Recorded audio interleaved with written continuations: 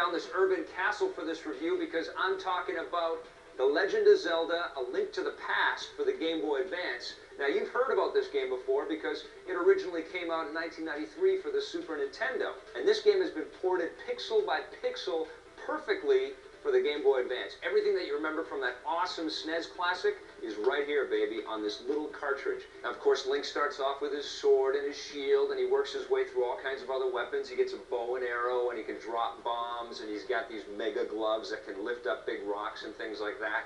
There's all kinds of other secrets of Boomerang and some really cool stuff as you work your way through all the cool dungeons that are in the game. The dungeons are filled with incredibly frustrating tricks and traps, but you know what? That's part of the charm. That's part of what keeps you coming back to this gameplay. But Nintendo didn't stop there. They didn't just give you the one-player game. They also threw in a cool multiplayer version of Zelda. It's called the Four Swords.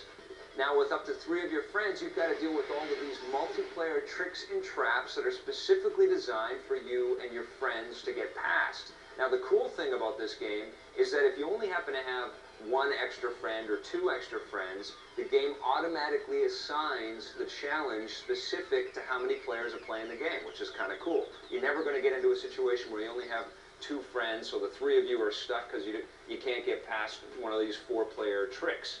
Now, what's kind of cool about the look of the Four Swords is that it mirrors what you're seeing with The Legend of Zelda on the GameCube. It's got that sort of cel-shaded, cartoony kind of look. It's definitely a must-buy for your Game Boy Advance. Another 10 out of 10 from Nintendo. They're on a roll.